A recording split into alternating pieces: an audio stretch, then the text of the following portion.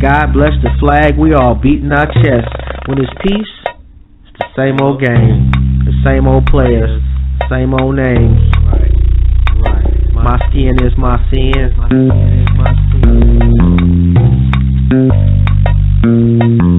skin is my sin. What's good, fam? How's everybody doing? I'm alright. Been a good day. And AJ, I know you there, man. I'm trying to get you in, and Blog Talk is tripping right now.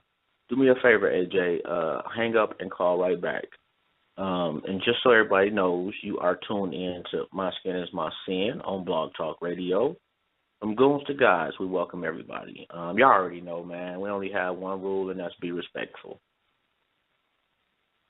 I'm trying to see if the chat room will open up, and for whatever reason, it just, every once in a while, Blog Talk just goes on the fritz. So the chat room is not, just won't let me open it up right now. It is what it is. Y'all already know we got the event jumping off too, though. Feel free to join the event if you would like to call up. The number is 347-855-8692, and you got to press 1 to get on air. All right, what's up, AJ? What's going on, Jones? How you feeling, man? Oh, man, I'm good. How about yourself? I'm all right. Feeling a little full right now. Just got to finish eating dinner, Cool, Nothing man. wrong with that. Pretty good. Yeah. Oh, that's what's up. I'm looking forward to the show tonight. Me too, man. Me too, definitely, man. I kind of been looking forward to the show for a little minute.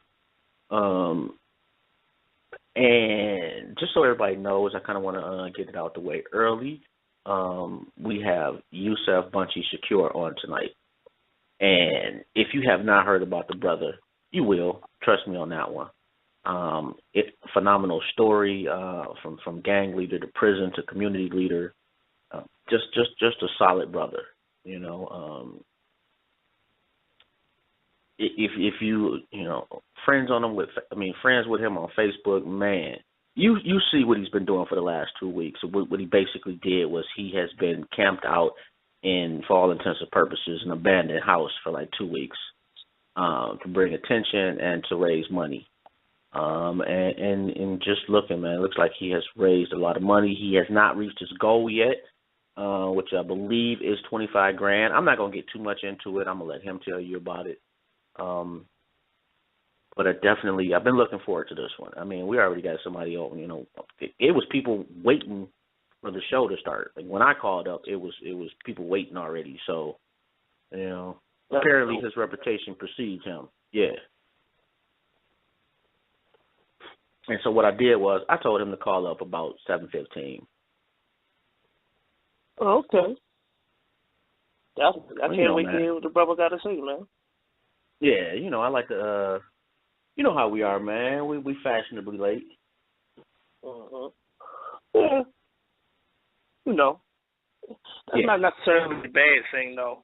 As long as we don't make it a routine, it's not necessarily a bad thing. It's not the worst thing in the world. Yeah.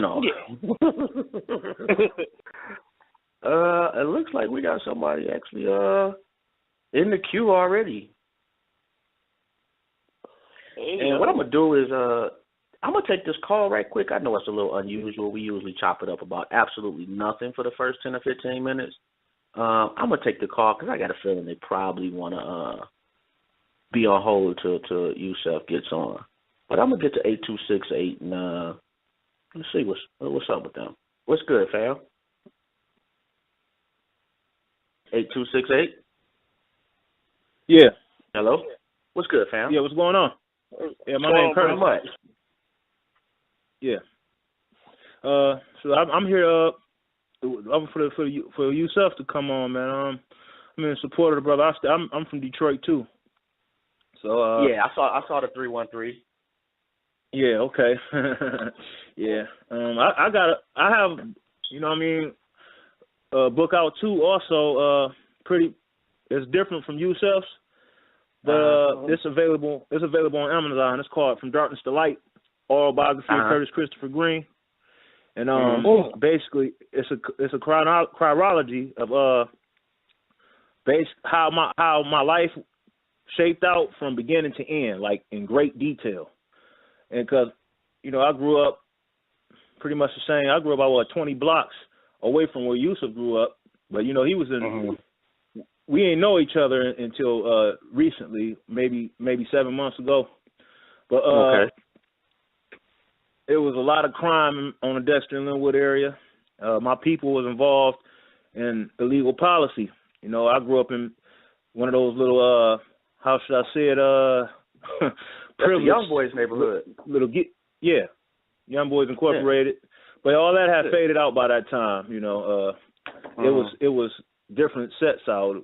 It was wildlife. You had your people, Dexter, Dark Side, stuff like that. You know, I saw a great deal of things. Well, I mean, I was 10 years old. That's the first time I was seeing somebody get robbed right at McDonald's. You know what I'm saying? And the crazy part about it, it was a 10-speed the dude got robbed for. The dude pulled out his pistol and robbed this guy and took his bike from him because apparently these dudes had stole his bike and spray painted it. And so he went and got a snub nose and, you know, and got his bike back. And to find out years later, this dude ended up being my best friend that robbed him. You know, he didn't want to this dude, you know, he gave me the game because my father and them, they didn't want me in the streets at all. But, you know, he wasn't leading by example. So it was like, how you going to tell me not to be in the streets and you in the streets? I'm seeing you getting all this money. I'm not about to go work at no damn McDonald's. You crazy?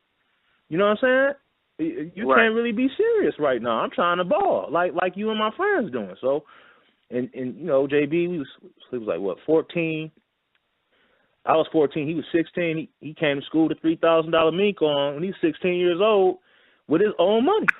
And you know what I'm saying? This shit blew everybody's mind. I mean, shut the whole school down. I mean, this shit was unbelievable for me at that age. I was really like, this is the life. That's what I got to do. I mean, I didn't know nobody besides my people, you know, that worked every day that could just go get $3,000 and spend it on a coat and it wouldn't be broke. You know what I'm saying? So, right. And he's 16 years old. He a kid himself. So it's just like Detroit is so ingrained in you know, thug life, man. It's serious. It's not like no rap song. It's just like, okay, I'm gonna try to play basketball or rap. Well, I'm selling dope. I'm pretty much a shooter. It's probably the same in every ghetto, but it just seems like it was so much more money in the game still then, but now it shrinks every generation. In the 80s, they did it the best. No question about it. It's not a comparison. But when you seeing that and you grow up, you just want to be a part of it, man. And that's what my book, From Darkness to Light, autobiography of Curtis Christopher Green, it's all about you know, all the little work I put in, explain how I got into gang banging, and how I got in school. I ended up getting my master's, man. Yeah, man. It's been a challenge though, bro. So when brother Yusef, he's very unique, man, and he was a person that really I vibe with because a lot of people wouldn't mess with me like that in a political arena, because you know, I got an aggressive personality. If I don't like somebody, I tell you. You know what I'm saying? Like, I ain't never really been the type of person that just one of them old, you know, how you doing? You know what I'm saying? If I know you're a fucked up person and you did something fucked up to me, I don't like you no more. You know what I'm saying? And I'm not gonna act like I do. I don't care if you got $100 million or you got $2. That's just how I am. And you feel the same way. I think I'm from Detroit too, bro. West 7 Mile all day. But I think that's a Detroit mentality, man. Because I live in Cleveland now, and apparently there are some similarities in the way we approach things. You know, so I've been told probably 10,000 times at this point. You know, so because I get that from people all the time. Right. Kind of like a feast or famine thing, you know. You really love us or you don't. It's not too much of a gray area. Right, yeah, it's a lot more genuine then like, man, because the reason I quit, I mean, like how people hate corporate. Government, how they feel about politicians. That's the same. That's the way I feel about corporate. Because a lot of my teachers was rich and they was corporate, man. They just a bunch of fucking soulless mummies, man. They don't have no stance on nothing. You know what I'm saying? It's just like, man, fuck that. You know. So now I'm trying to get my PhD out, my application process, getting a PhD program at Wayne State for political science. You know, I got the GPAs to get in. You know, I just need my reference letters to come back now. And it needs somebody that has a seat of power, man, to come in and really make some changes, because, you know, the bourgeois middle class families and the racist white supremacist families raise their children to hold power, to do something of substance other than being an athlete or a singer or something that, yeah, conscious music has a place, but at the end of the day, it's music. That's not boots on the ground. We need people to get out here, and that's really going to grind for the people. You see what I'm saying? Right. And really be a public servant. And we need more of that. Especially when it's coming from a genuine standpoint, because I didn't already hear it in your voice. You dig what I'm saying? And like how you was talking about your teachers, like it was just mindless mummies. It's not. Yeah. And that's where the disconnect can come in from somebody that's speaking from the heart and want to do things basically how they feel. It just not for the benefit or for a fad or something like that. So that we definitely need more people like that. Yeah, man. It's I agree. I can't. Yeah, bro. I can't really get with it. It's just like, man, they just like they like mummies or some shit, man. Like, you ever seen that movie They Live? And you know, when I really start searching and finding myself, it's an old movie, like Roddy Piper stars in it, and they put on these shades and they can see like who people really are. And so like once I really got conscious, I got to read, and it's just like, man, well, damn. I had one teacher say, that's what's wrong with black people. Y'all always talking about what's right and what's wrong. It's about money. Yeah, said this shit flat out, because we was talking about something that happened, something racist, you know, a negative image about some product or service. One of my marketing teachers, I ain't gonna say the man's name, but he said this shit. He getting money, no question about it. He getting it, but you know what I'm saying? It's just so fucked up how people gotta be to seem like they gotta achieve. I'd rather be broke than be a punk ass motherfucker like that. You know what I'm saying? You know what? To an extent, I get what he was saying as far as you can buy right or wrong. You can buy right or wrong in America. That's true. That's what I'm saying. You know, and everybody who reads knows that. Yeah, it's fucked up. To keep it a stack, it's fucked up. But it is what it is in this particular country. You know, you can do all you want, but at the end of the day, you got to have some type of paper to really get some type of change. Unless you got some type of army we ain't heard of. Yeah, that's factual. But I'm just saying this. When you start equating money to your power, how strong are you for real? I mean, if you only got money backing you, what's gonna happen if the money gone? And I mean, what if you lose it some way, somehow? You feel me? So you gotta have, the power is really in the people. Money is based off words. We don't have no resources backing this shit up in America. You know what I mean? So none. People, the power. You feel me? Power is in the people. They don't see it like that though. But you know, you need money to live. But I'm not about to sell my soul and be like that so I can accomplish something, man. Those type of people have the worst lives ever. Their wives and their kids don't respect them. You know what I'm saying? That shit ain't shit, man. You know what I mean? Yeah. I rather money shouldn't define your morality, and a lot of that's what I'm saying. Yeah, you could do something that's as some type of morality game. Right, just like Peyton Manning, right? They demonized and they attacked Cam Newton for doing a celebration. Peyton Manning was born a rich kid. He was a rapist in college. They swept it under the rug, and nobody's talking about it. He even used steroids. I mean, come on, man. How much hush money? You see what I'm saying? Money is good, but money is a great corrupter, man. Money can be a very, very good tool if it's done for the right use for the right purpose. Everybody gonna live, man. Nobody can say that they ain't did nothing wrong. But when you live your life for the wrong thing, man, you fucked up. I can't fuck with people like that. That's just me, man. I feel you. 1,000%. Hey, do me a favor too, fam. I don't know if you saw a post for the event. Yeah. He invited me to it. That's how I even know. Dope. Drop your book link in there. Yeah. Definitely. All right, word. I'll do that. I'll do that. No doubt, but man. I want to hear the show. You know what I'm saying? After the show's over. But for sure, I also do poetry. You should add me on Facebook, man. My name Curtis Christopher Green. All right. Do me a favor. When you put that link in there, I'm gonna send you a request. But I got Yusef on the line right now. All right, bet. Let bro speak. All right, peace, no bro. doubt, man. And salute Definitely to you, appreciate man. the call. For sure. No doubt. And without further ado, we're gonna get Yusef on the line. Boy, I tell you, man, Blog Talk is tripping today. Oh, they ain't breaking no through? It is taking forever.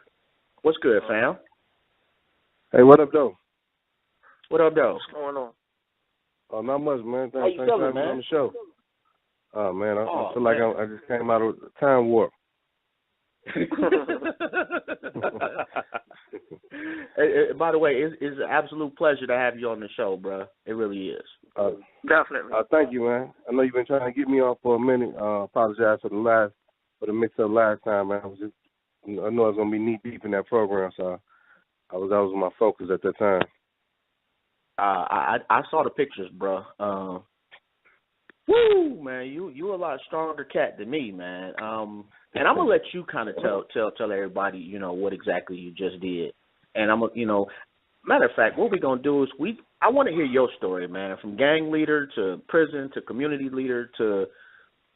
I want to hear it all, man. We got a couple of hours, man. You can stay on as long as you like, man. So, you can start from ground zero if you like. Okay, ground zero. I'm a native Detroiter. I grew up in the neighborhood we call Zone 8 after the zip code 40208. I grew up like many of us did, single parenting, rough area, particularly in the 80s. Crack is king, gang banging is prevalent. The murder rate is high, and these elements becomes like your influences and shit. And due to a lot of issues and problems that exist at the home, the streets became co-parenting for myself. So by the age 13, I helped co-found the gang Zone 8. I've been kicked out of every Detroit public school I went to.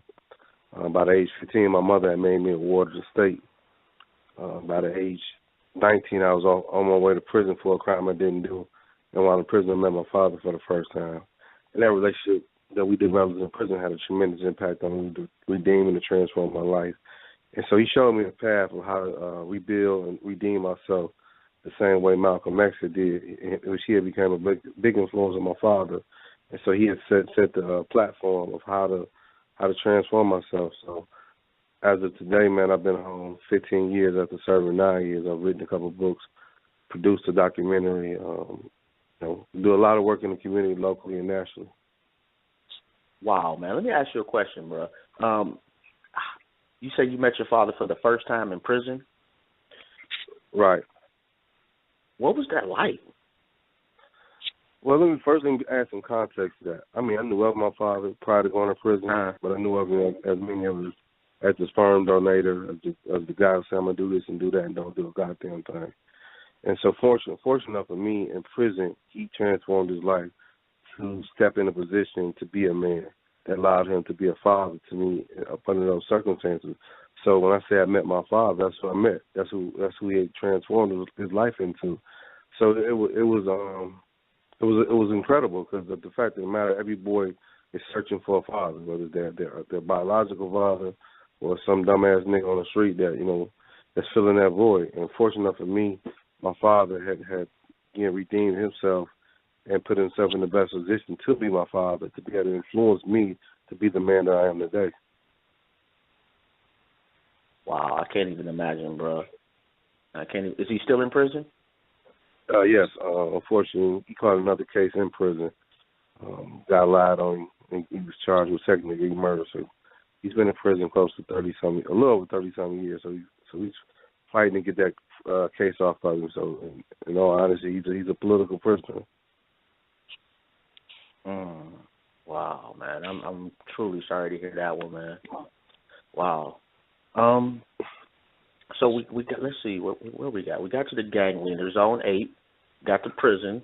So you get out of prison, and then what? What do you do? What's the first thing you do?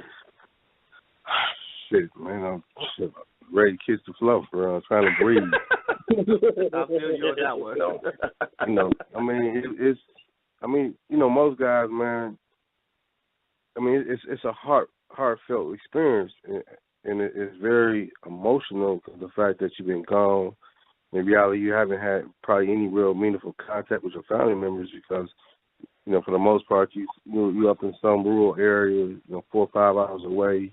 During that time when I was locked up, phone calls was quite expensive. So, you excited and you're happy to come back home, but you feel like a stranger to your community. And then for someone that's coming home that's to transform, to change their life, it's like going off to college. And then when you come back with your degree and everybody looking at you like, who is you, nigga? You think you better than everybody. So I had to relearn my community for my community to relearn me, but it was tough as hell because I felt like an outsider in my community. I didn't know where to fit in. I couldn't get a job. Who I am today, it wasn't acceptable at that time. I didn't know how to actualize it. So, to be quite frankly honest, like my first job, well, first and foremost, I wasn't even home 90 days. A woman lied on me and said I jumped on it because I didn't want to be in a relationship. And they sent me back. Actually not 30 days. So that was very heartbreaking. I just did 9 years. You think I came home to come right back? And that just kind of like knocked the wind out of me. Fortunately, I was able to beat it. And when I came home, I was just like dazed and confused. Just didn't know where to go. There was no help. The family circumstance situation hadn't changed since I got back out, so it was like still rough and shit. So to be honest, like my first job I got was selling dope. It wasn't something I was trying to do, but it was like shit. If I don't hustle, I don't eat. And but I was fortunate I didn't get caught. And I didn't need nobody to ridicule me and tell me what I was doing wrong. I looked in the mirror and knew this wasn't the man that I came home to be, and I walked away from that, and I haven't looked back. That reminds me, man. I don't know. This was a while ago, man. I was caught the Greyhound bus back home, man, and this brother had just got out of prison, man, after 20 years. And the look on his face as he looked towards downtown, I'll never forget. Like when you said you were lost, like he had that look on his face, like he had literally just stepped out of a spaceship. And I felt, to this day, I remember the look vividly. It's like one of those scenes that you can relive, literally see every detail. That's one of those things in life I won't forget because the look on his face was heartbreaking. It was almost as if, like, you could tell that brother had been institutionalized just by his look. Mm-hmm. And it was extremely, to this day, still heartbreaking just to think about it because, I hate to put that on anybody, but he looked like he missed prison. Right. And that was just, yeah, man, that's I got several family members, man, a couple of them doing life. Man, that is a tough road to hoe. And what I hate is the glamorization, if that's even a word, of prison. What people don't realize is how many people forget about you when you locked up. It's definitely like you did. Yeah, you did to the world, pretty much. Yeah. Yeah. Your mama and, maybe your best friend, your baby mama, you got a couple people that will stick it out with you, but for the most part, you don't exist anymore. And I'm glad that you brought that word up, institutionalized, because, like you said, some people get comfortable with being locked up, especially when they get locked up at a young age. If you catch a 20-year bid at 19, you technically almost been locked up as long as you've been alive, pretty much, before you went to prison. You're coming home, you're expecting things to look the same because you've been stuck in this system and you haven't been free to see things change. It just look different, you know. And that's why I commend brothers when they come home from prison and they say, I'm not going to make these same mistakes again, to the point where as though I'm going to put a risk on my freedom because I know what it is. Facts. So Yusef, and I'm sorry, man, I didn't introduce you to my co-host, man. That's AJ. Oh, what's going on, bro? You know. Hey, peace, bro. Oh, sorry, my bad, AJ. I'm just a fly on the wall right now. All right, so you get out of prison, you stop selling dope. At what point did you transition to community leader? So I began, as far as work, like little temp jobs after temp jobs, and I ended up getting a job working at Head Start, where I was a Head Start teacher, and there, I began to engage in developing programs. So this is like 2003, and that springboarded me to take that back into my community, where the things that I was doing in prison had began to flourish and come out. Now I had a space to actualize those things. It's kind of, again, it's like, you go to school, you learn all this shit, but you don't have no place to utilize it. And so working there at Head Start gave me a vehicle to do something I already knew how to do. I had the confidence and whatnot. And so I began to work with different organizations, began to volunteer. So just paying my dues, working my way up through the ranks of these organizations, ultimately holding high positions and whatnot. And then I stepped back and went underground and wrote my first book. And I published it, and that gave me my platform. And I haven't looked back since then. So between 2003 and 2005, I was just paying my dues. I was just learning people. People was learning me, developing my work. Thank you. Yeah. So making it happen. And what's the name of your first book? I was just going to ask you that. The Window to My Soul. My transformation was only to a father and freedom fighter. Do me a favor too, man. When you get a chance, man, just post a link to that, man. Because I want to cop that myself. All right, thank you. It's on my website. I post my website. Yeah, that's dope. And we definitely, I know you got the fundraising going on. We want to talk about that, mm-hmm. And I definitely want to talk about the last 2 weeks, man. Tell us about that. I know I'm all over the place, and I apologize, but I kind of really been wanting to hear about the last 2 weeks. It's all good, man. We're gonna make it do what it do. I mean, so to put it the last 2 weeks in context, I live in a neighborhood called Zone 8. We're next door to Midtown, which is a very high gentrified area. Those who are unfamiliar with Detroit, or those who are, it's where Wayne State exists. It's where white folks are moving back in. We also live next door to the New Center area, which is a very high gentrified business area. We're not too far from downtown. We're surrounded by all the major expressways. So within this neighborhood that I live in and have been living 40 years, you've had over 40 years of social, economic, political, and educational neglect. And so when you look at the blight in this community, is a direct result. Like one portion of the neighborhood, Henry Ford Hospital has literally just bought up that whole side of that community. And the abandoned houses, the abandoned buildings, they own them. But it wasn't until maybe about 2 or 3 years ago that people even learned that they own them. So, you as a father or a husband, as a family living in this community, why would you live there? It's death. And then on the other end, our elementary school was tore down. Our middle school was turned into a police academy. I mean, it's a neighborhood desert. But again, the poor people in this community is being blamed for that. And so within that, I used to own a bookstore. We was forced to close a couple of years ago. We ran it for 4 years. A house was given to me, and anybody know me, I'm passionate about my community. I fight for it, and I'm like, what the fuck can I do to raise awareness? So I'm like, shit, let me stay in this house. But, my original idea was to stay for 30 days and end up, taking it from 30 days to 15 days. And one thing a lot of people don't know, so I came with the idea back in like December, and didn't know during that time, me and my significant other was going through some issues. We ended up separating. So literally, I was out of the house.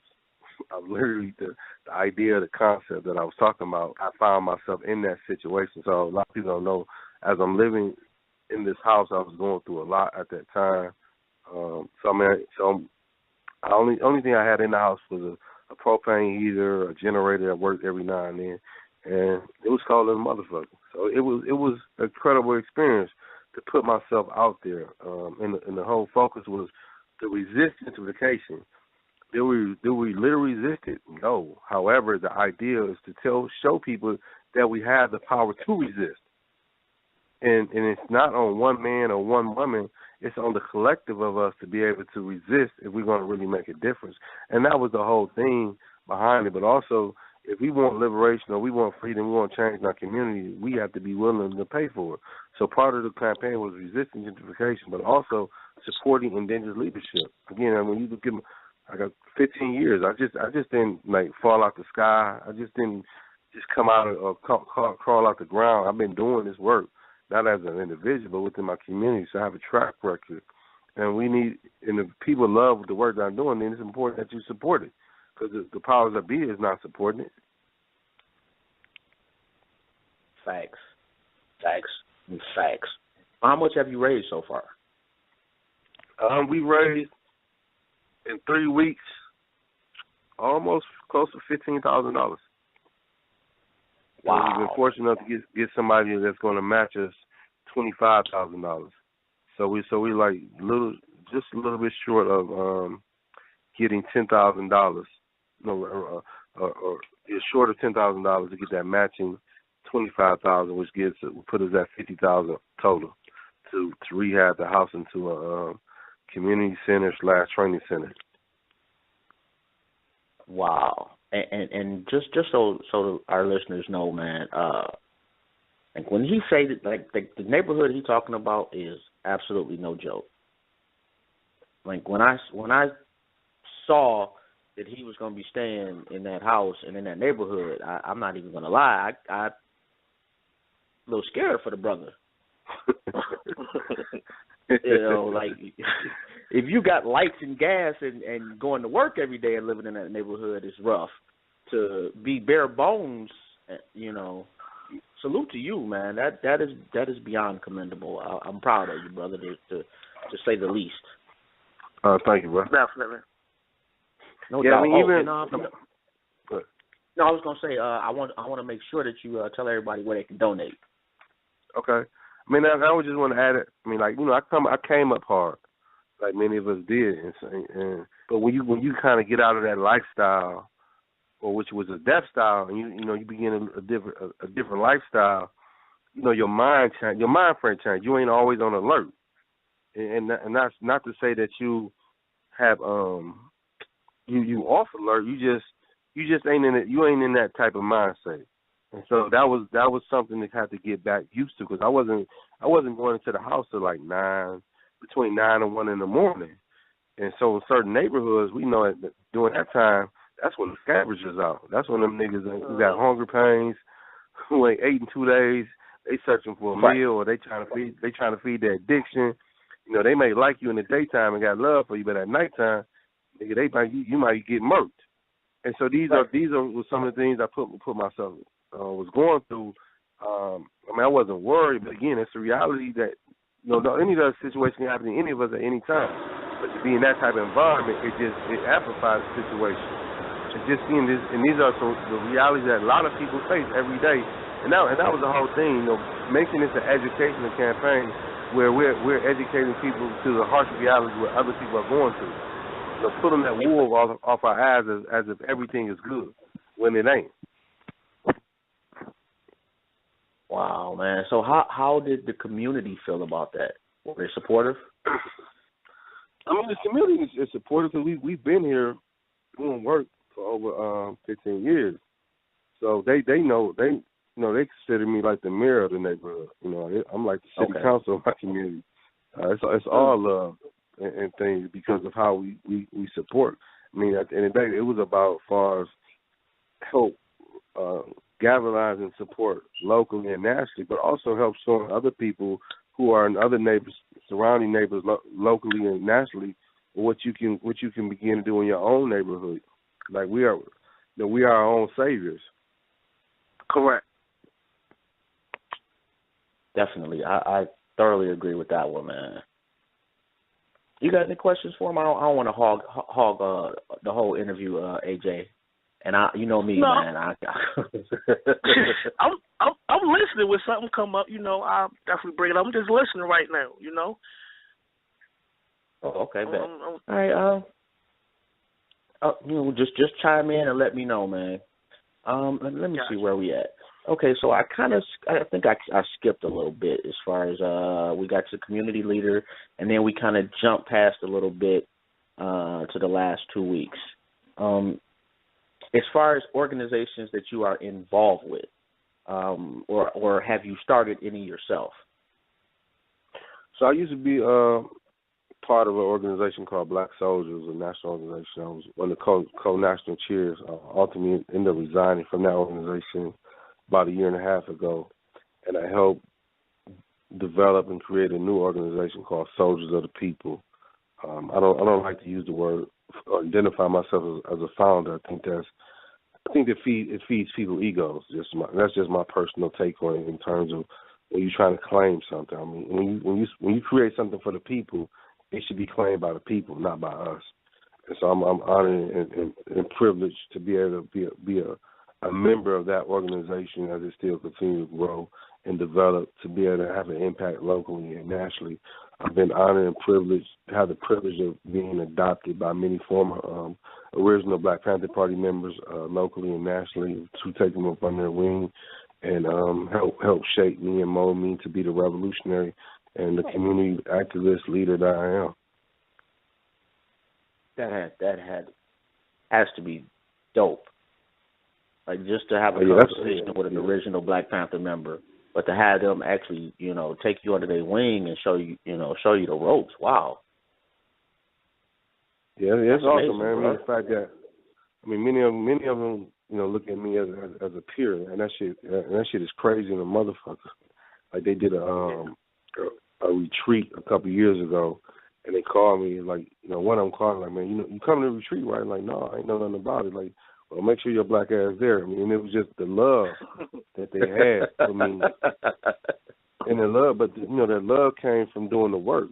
When you do the work, you get the recognition. Unfortunately, we got so many folks that's trying to get recognition, and they're doing the work for the wrong reason. So they're doing the work for show instead of for show. And that's what has put me in a position where these guys have sought me out. And they not only sought me out, but again, they criticize me when I'm wrong, but they uplift me when I'm right. And that's all you can ask for. That is all you can ask for, bro. Like, so thus far, you've been out 15 years. What would you say would be the absolute highlight? It's been numerous, man. For me, though, it's the backpack giveaway. We've done it over 16 times. We've done it multiple times in a couple certain years. But this year, we are 10th year doing it straight. So again, as we described the neighborhood, we literally do the backpack in my neighborhood at my mom's house. We block the street out. We give every year for the last 5 or 6 years, 500 backpacks. We feed everybody, not just hot dogs. We give them full course meals. The kids are running through the street. They're having fun. No violence. It's a peaceful event. The little homies, they stop selling dope. They start gang banging. They come out. They have fun. We have people throughout the whole state. Throughout the country. It's a testament to my transformation and my redemption. And it's not about me. It's about my community. It's about my love for my people and the love for liberation. that exhibits that in that day, man. So that's what I'm most proud about. That's dope, man. That is really dope, definitely. man. It's got to be a beautiful thing to see the kids' faces too.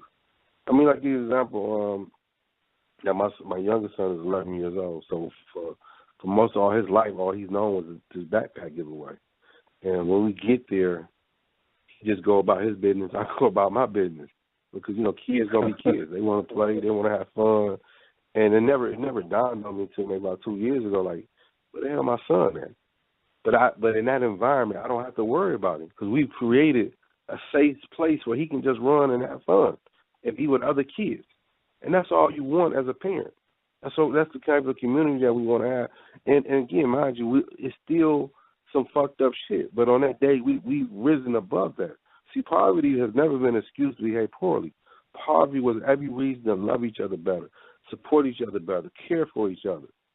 And that's what the atmosphere and the attitude through the work that we do of restoring the neighbor at the hood is bringing back to our communities. This is how we get back on the road to liberation. That's a phenomenal statement right there, man. Like I definitely I slip it, man. I try to write things down, man, but I'm kind of caught up just listening. But wow, man. That's a phenomenal statement. Just, geez, I'm a little dumbfounded on that one, bro. Like, geez. Wow. So all right. So we talked about the first book. You said you wrote 2 books, correct? Yeah, well, so you got Wonders of My Soul. My Soul Looks Back.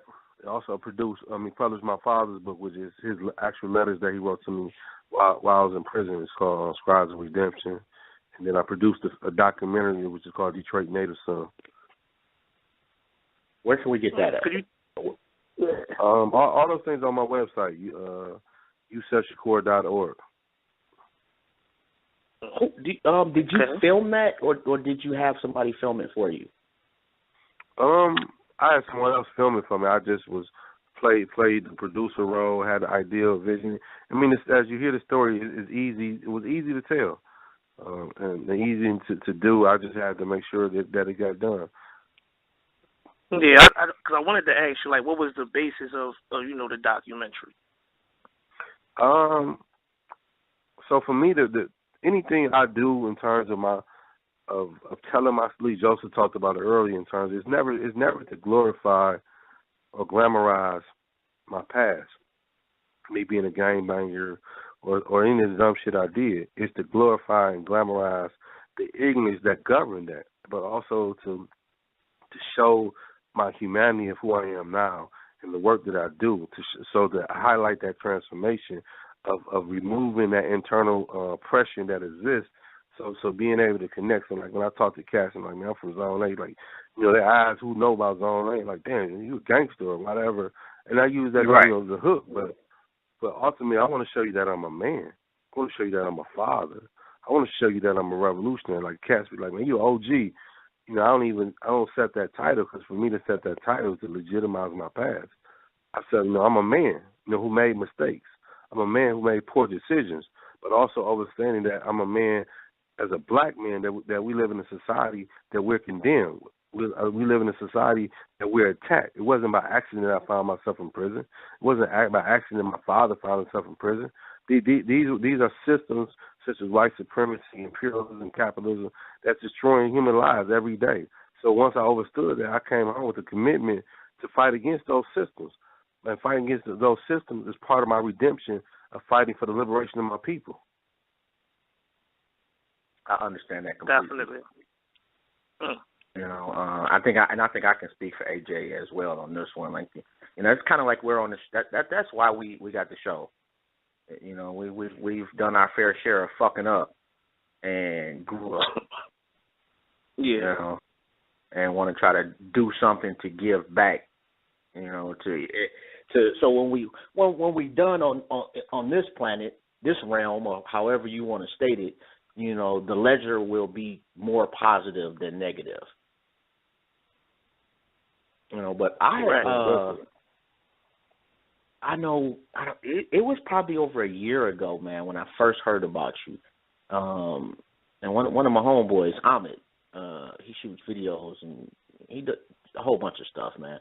But he had told me about you, and Amit's a straight up dude. I've been knowing Amit. I don't know, man. It's like my cousin is like one of his boys, so I've been knowing him for I don't know, years. Not the type of cat I would necessarily equate with knowing you. Mm-hmm. So that's what kind of got my eyes open, and I'm one of those cats I sit back and watch because, like you said, a lot of people out here that do things just for show. And so I was having a conversation with my best friend, man, about a month ago. Lawyer. He's a lawyer. And he brought your name up. He had actually run into you or whatnot. Just in passing, or not that you guys knew each other or anything, but just in passing. But the impression you left on him was phenomenal. Wow. Yeah. So at that point, I'm like, you know what? We need to get this brother on the show. When especially like when my best friend, like who, me and him, we rarely, we're not going to give credit if it ain't due. And if he vouches for any individual, sight unseen, if he said, you know what, man, I got a homeboy out there, can you go pick him up? I'll go do it. No questions asked. He's probably also, the only person that's not blood that I would instantly get up out of bed at 3 o'clock in the morning and go pick up some other dude because he asked me to. Right.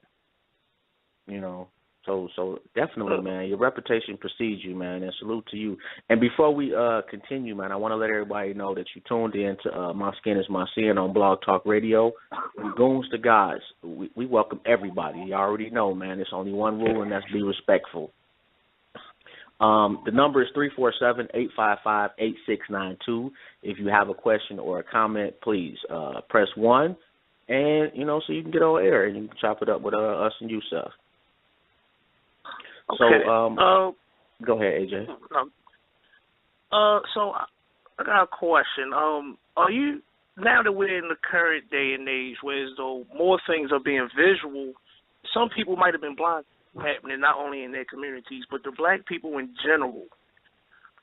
How do you feel about the shift in more people's understand and recognize how we're basically being mistreated under the system of white supremacy, pretty much? And do you think it's a good thing or a bad thing? I think it's imperative that we really evaluate are people really awakening. I think we feel the burden of being mistreated, most definitely. We feel the burden of the injustice, but I don't think many of us really comprehend the depths of it. So, we get confused, like, why the police kill us? And we get confused, why when we think about poverty, we think about black people.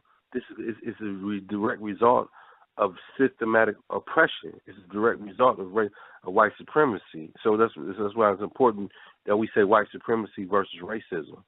Racism, it gives the fantasy like black people can be racist. We can't be racist. We can be prejudiced, but also we have to understand it's a direct result of the power dynamic. We have no power in the black community. Like many of us, like all we need to do is just go buy black. Even if every black person in America just buy black, that ain't gonna solve shit. Because we don't control what the manufacturing, and so black capitalism is not our solution. Black love is our solution. If black businesses are not supporting black communities and for the role for black liberation, why are we spending our money there? So at the end of the day, it's imperative that we change ourselves. Like folks are coming out, waking up, and they say they want to change the world, but you can't change the world if you haven't changed yourself. That's facts. Definitely. You got tongue-tied over here. That's so true, bro. Because it definitely starts from inside.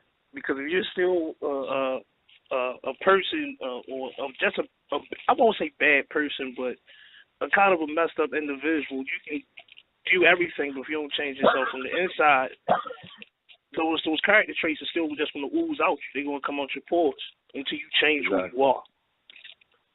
And I relate it to, like, everybody took a bird bath at some point in some time. And those of us, your listeners may not know what a bird bath is when you ain't got enough time to really go get in the bathtub or take a shower to wash your ass. You stand over that sink. Right, you stand over, and that's what many of us are doing in the struggle. We standing over the sink, and we really ain't changing ourselves. We done took off we still got the dirty shirt on, and we put the dashiki over that. Or we got we got the gold necklace up under our shirt, but we put the red, black, and green on top of that. And depending on where we at, we may wear the red, black, and green around the corner. But we get the other niggas, we pull out the fat gold chain. So we got with W. Du Bois a double consciousness in terms of you want to be this person, but you want to be that person. You can't be. It can't be either or. Either you for liberation or you for oppression. Definitely. On that note, man, I'm gonna take a call right quick. We got somebody that does want to get on air and holler at you for a second, if you don't mind. That's what's up. We're gonna get to 6509 right quick. What's good, fam? Hey, fam, what's up, dude? The deal goes like this, man. Why I press 1, right? Because I didn't want kids to be. Oh, okay. I'm getting closer to the phone. I had the phone away from me. The reason I press number 1, right, is because I didn't want children to hear that stuff y'all were saying without any kind of understanding of it. For you to say we have no power is simply ridiculous. And I don't want children to be raised under that kind of concept. Okay, wait. Hold on 1 second. We got Yusef on the line. Hey, Yusef, baby. You gotta be respectful, man. Yeah, man. But if you have a question, you got a question for him. Let us know. I told you why I called and press number 1, man. Is that disrespectful? The way to call it ridiculous, I'm thinking you probably could have used a different terminology. Yeah. See, I was going to call it stupid, but I ain't want nobody to get mad at me. All righty. Well, did you have a question, bro? Yeah, I was saying, not really. I was just making a comment about, I didn't want children to be influenced by that kind of, statement. Well, can I ask you a question? Can I ask you a question then? Yes, Yusef, man. This is all my wale, by the way, Yusef. So we'll know each other, right? We feel like we've been introduced. That's what's up, my brother. So you saying my statement, we have no power, is stupid or ridiculous. So what power do we have? We have absolute and grandiose power. We're just not using it. Other people are using our power. First of all, I was thinking about that white supremacy. I have a definition of white supremacy. It's simply white unity. And the best defense against white supremacy, as you call it, is, I would go on and say, even though it's not my best choice of words, is black unity. Not fighting them not to be unified. They are unified. And we call it white supremacy. But you still have white unity. But you still haven't defined what power do we have. Oh, we have great power. Like this. Watch me. Okay. If I take $30, right now, $30, right? Follow me. Get your little calculator or whatever. That's what I did when I first dealt with this concept. I take $30 and I put it down, and I get 2 guys like AJ and Sean. I talk to them the next day now, and I say, hey man, I put down $30 on this goal, on this cause, on this purpose, on this raison d'etre. You get me? Okay. And I say, you guys put $29 down on it. I put 30, but I'm asking y'all to only put 29. These 2 guys to put 29 on it. But there's a caveat. They must get each one of them 2 people to put $28 on it. Right? And then that 2 people must get 2 people to put $27 on it. And that 2 people, or whoever they pick out, must put $26 on it. The next 2 people they get, and so forth.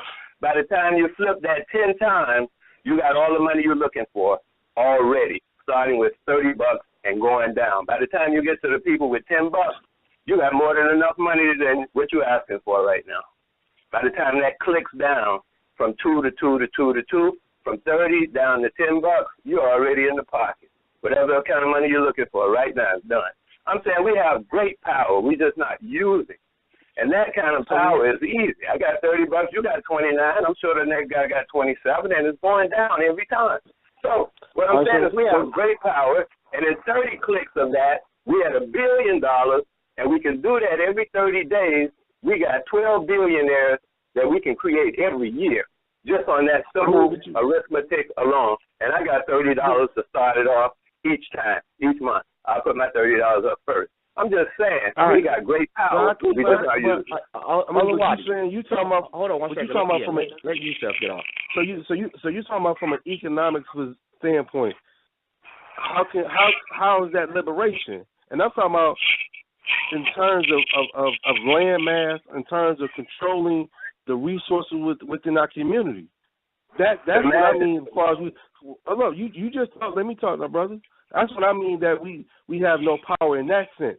Now, what you just described is exhibiting power. It's not the definition of power, but also, you said creating billionaires. I don't want to be a billionaire. I want to be liberated. I want to be liberated from capitalism. I want to be liberated from imperialism. I want to be liberated from materialism. This is what should be our goal, not trying to create billionaires. Billionaires is not the solution to our problems.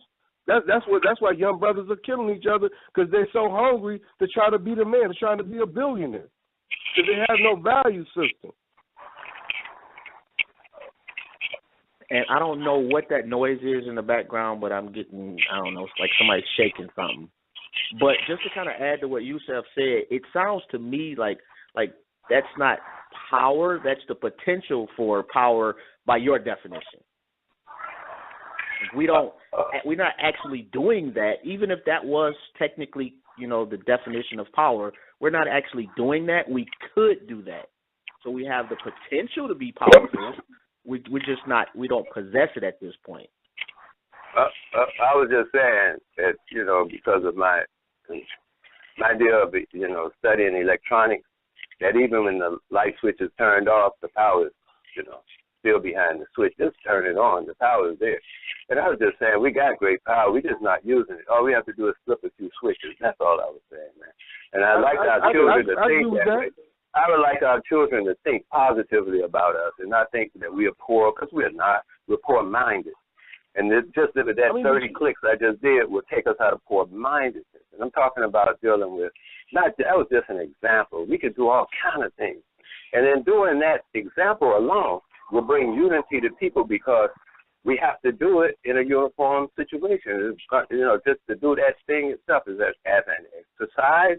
We'll exercise a certain amount of unity. That's all I was saying. We have great power. And I would like our children to grow up with a positive and optimistic attitude about our power, so possibly they will tap into it instead of thinking it does not even exist. That's all. I appreciate you letting me speak, That's all I was saying. I feel that, man. No doubt. Okay. And salute, man. Salute for calling up. Definitely appreciate that, man. We got a lot of callers, though, man. Apparently, Yusef is quite a popular cat. Hey, man, the man doing his thing, Hey, I can't take that. Right, the man doing his thing. Salute to you, man. Salute to you. Yeah, salute to you. Yeah, man. So, man, salute for you for calling up, man. We're going to get to the next caller right quick. Thank you. No doubt.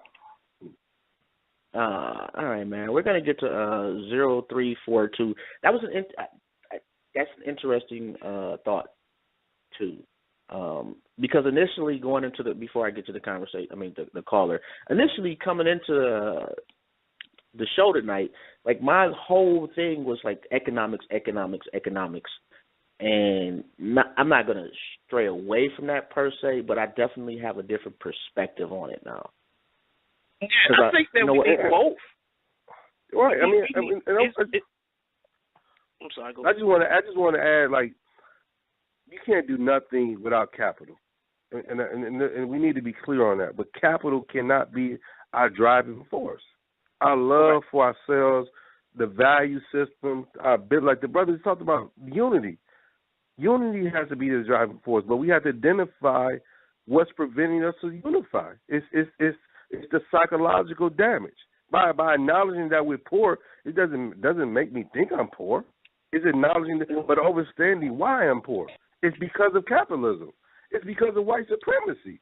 And if we don't destroy those things, it don't. I mean, we got billion. I mean, we got many. Oprah's a billionaire. Michael Jordan, he's a billionaire. I mean, we got billionaires already. But we still fucked up. That is true. That is definitely true. And on that note, I'm sorry. Go ahead, AJ.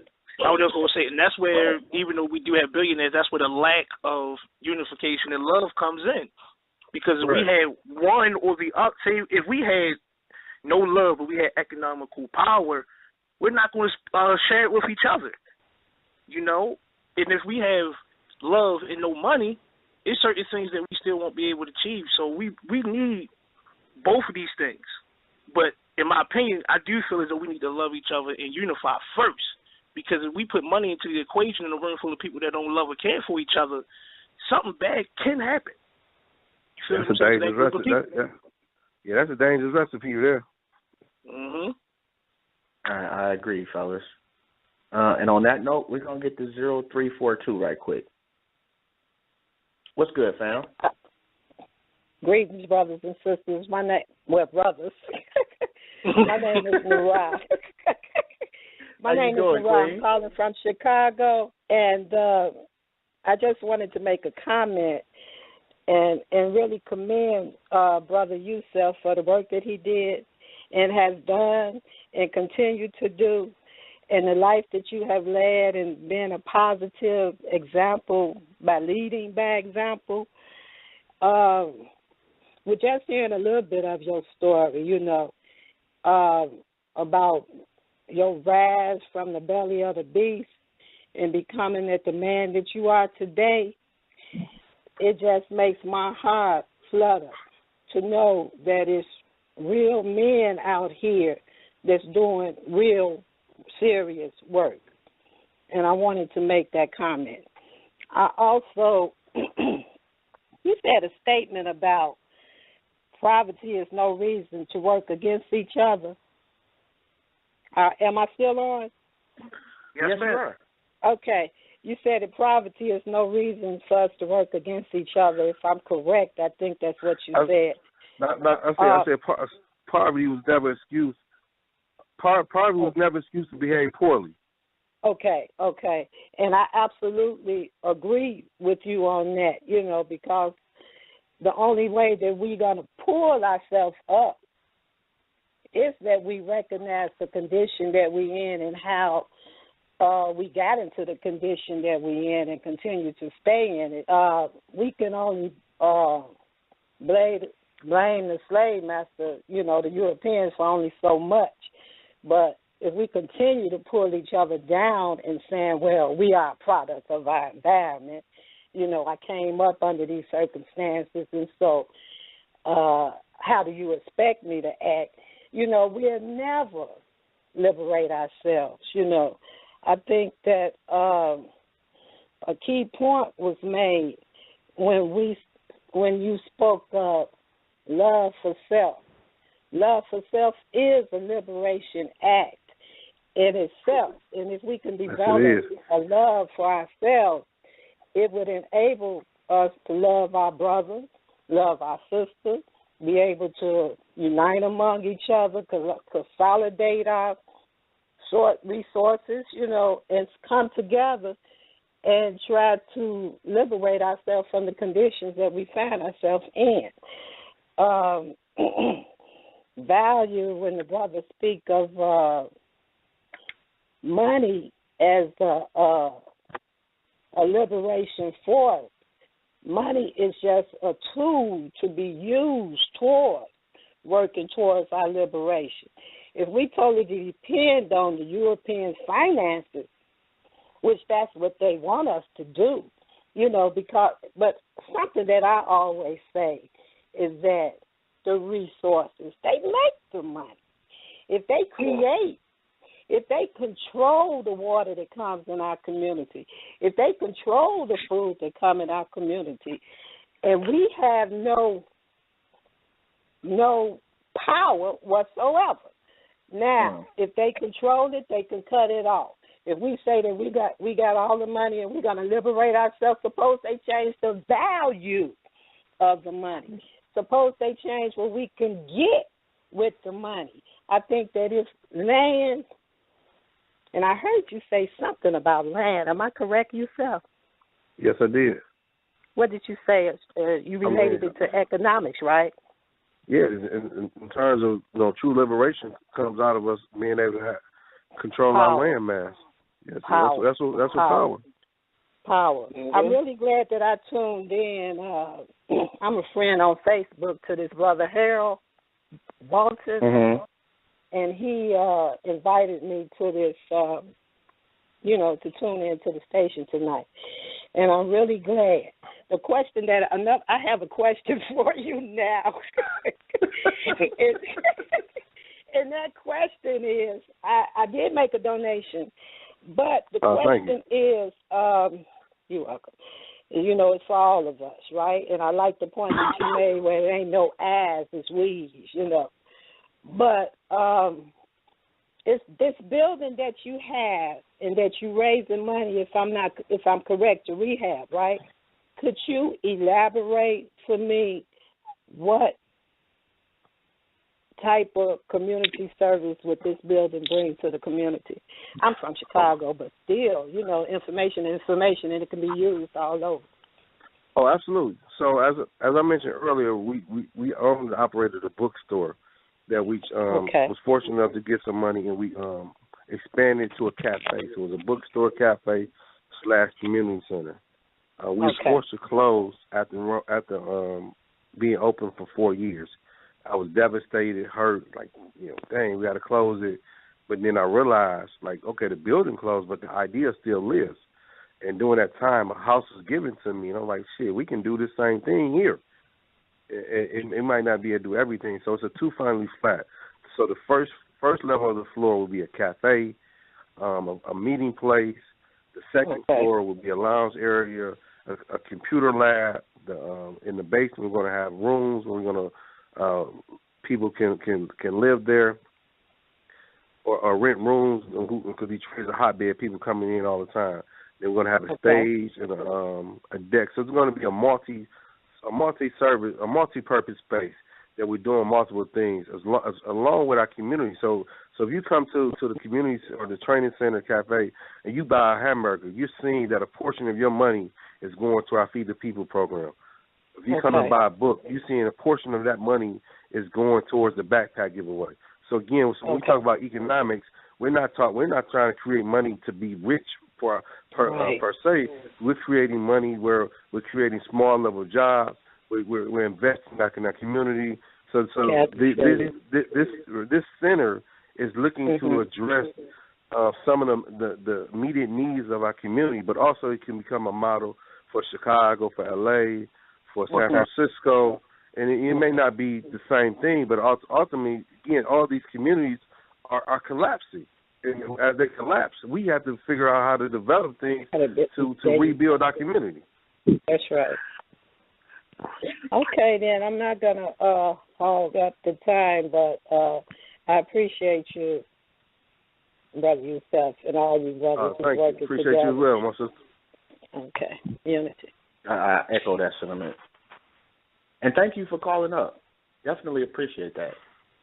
Okay, how do I cut myself off the? I got you covered, Queen. Don't worry about it. You got me. Okay. Oh, that feels good to see a brother. Hear a brother say they got you. Okay. You have a good evening too. Okay. And we here every Tuesday and Thursday from 7 to 9 Eastern Standard Time. Oh, okay. All right. And definitely, you said Harold tagged you. Yeah, Harold. Appreciate that, man. Thank you. If you're listening, you have a good one, Queen. Thank you. Okay. Yeah, so Harold, if it's the one I'm thinking about, Harold, he's in L.A. He's a original Panther out in L.A., man. Beautiful, beautiful brother. Wow. And since we're on the air and we got a couple people listening, if you are in the Detroit area and you are a carpenter, an electrician, you are you lay tiles or you do roofs.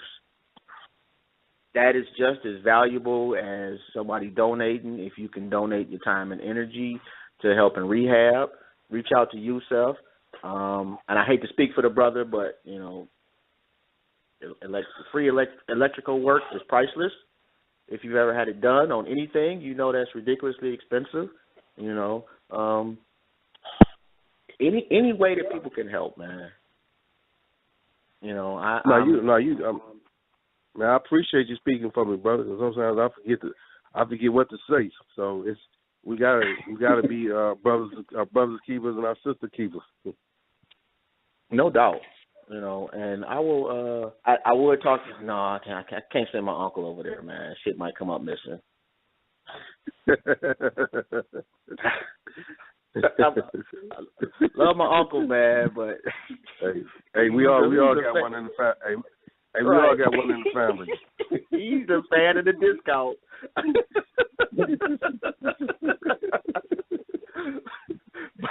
But what I will do, man, is if I hear of anybody or know anything, man, I definitely will reach out to you, and I definitely want to come check the house out too.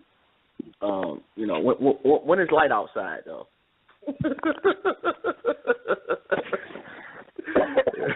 Yeah, but actually, no, man. We definitely would be adequately. We'd be okay, man. But I do have I'm sorry. Go ahead.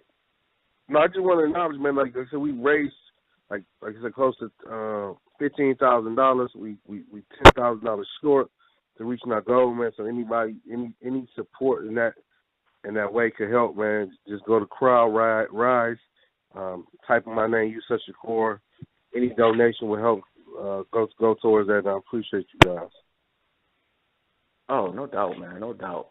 And what I'm going to do, man, I'm going to take this call, and then I'm going to, basically stalk your page a little bit and see what I can post in the group.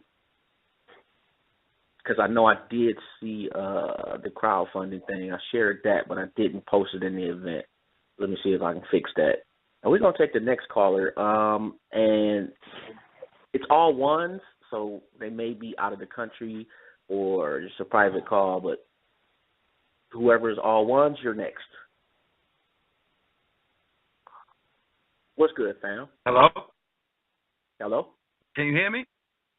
Oh, we definitely can. Yeah. All right, cool. I got a question and a statement. First and foremost, my name is Harry. I'm out of New York. And Brother Yusef, I don't really know too much about you, but I was looking online about you and seen a lot of similarities. And the work that you're doing, I've actually been trying to do for the last 5 years up in New York City. We're more focused on growing and getting into controlling and growing our own food. So what I wanted to say really was kind of commenting on a few things was what Omar Wally was saying and which I was talking about the economics thing. What we do in New York City, because I'm young, so I'm in between. I'm not young enough to not know what's going on, but then I'm not old enough to kind of have that much history as much as I do. But we do education when we talk about civics. And my question was first, what do y'all think about supremacy, not just from the aspect of white supremacy, because I'm mixed, you know what I'm saying? My mom's white, my father's black. I've definitely had the hood experience. I grew up in the gang banging and all that stuff. But I've also, getting into this liberation work, I guess the best way to say it, I've also come to realize that the history around white supremacy and our entire struggle, which, I wanted to kind of comment on. But again, my question really came about because when you go into our community, you start to work, you've got the black capital schemes, and y'all was talking about capitalism, but you also have the supremacy ideology where we as people have kind of are taking on the role of the imperialists. Like we have the mindset where we want to be the imperialists. And so my question was basically that. How do y'all look at that? about the supremacy ideology that our people may be taking on, and basically replacing the European imperialists for now the black imperialists. And then my comments were basically I agreed with you, Steph, when you said that we need to control the manufacturing, and that, you know, even if we use economics or create billionaires, that's just a manifestation or show of our potential and power.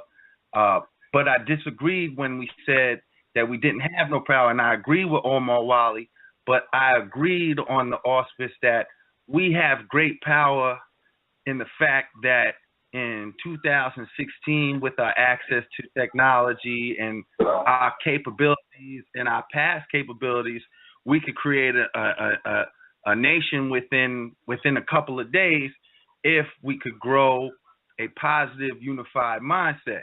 You know what I'm saying? And not a mindset in the fact that we're just going to recreate some new nationalistic ideology or internalize and take on another form of imperialism that best suits our needs, but that we could really achieve a real form of sovereignty. And that's something that I really try to work with myself and the youth in my hood about, is this issue of sovereignty, because you know, when you look at the economics aspect, economics is just whatever version, depending on the society it's in at the moment, it's just a representation.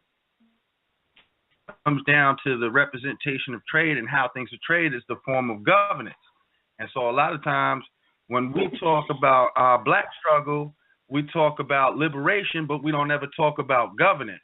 We want unity, but we don't talk about what's required for the organized structure, because peace is an organized thing. A peace is not just something that's organic, but peace is something that's organized. And they say, like, the freedom thing for America, even though we talk about it's the cross-Atlantic slave trade, we don't ever talk about the 3,000 slave owners that were black. We don't talk about the buying and selling of our own people for the better positions of trade. And then we also don't talk about the victimization that white privilege has on white people. You know what I'm saying? Because there are white people out there that I know from my mom's experience who will go out there and they'll spend the extra mile to prove to black people that they with them.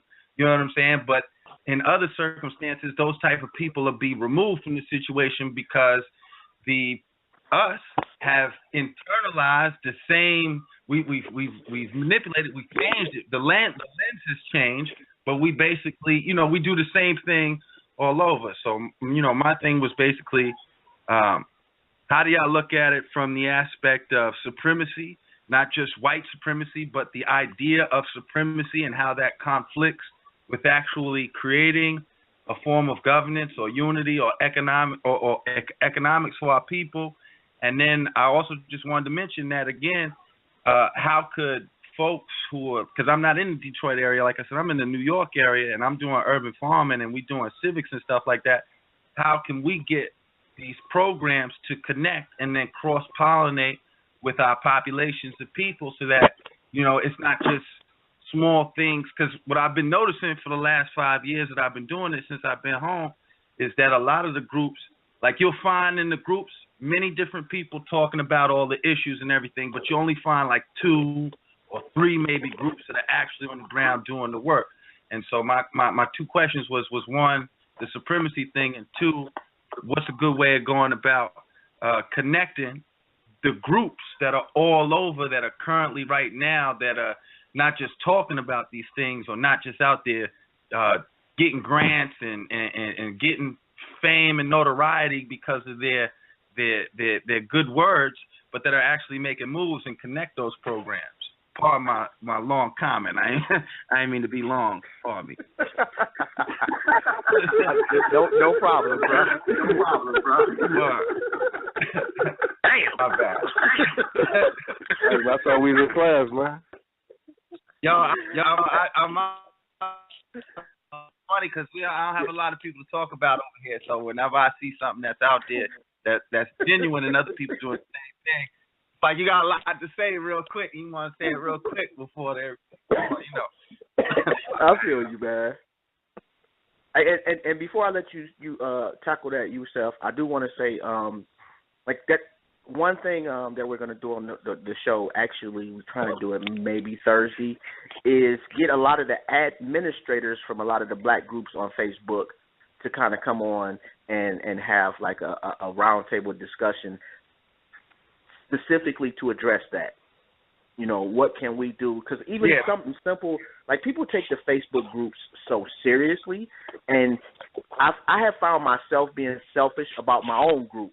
Like, this is my group. I want to keep it to my, and I have to check myself every now and then to get out of that. And I would love to see us do anything collectively that is positive. Even if, because something that's simple, as Facebook groups, if you got 20 groups and all they do is type 1A, the visual of that, of 20 groups, maybe 50,000 people with just an A, that sends a signal to everybody else that sees that we can do something. My bad, I get off the soapbox now, man. I'll let you go ahead and tackle that yourself. All right, well, the brother said a whole lot, so I'm going to try to remember some of the things, some of the key points that stood out to me. First, let's clarify this whole power conversation. So when I say we have no power, I mean it in terms as black people.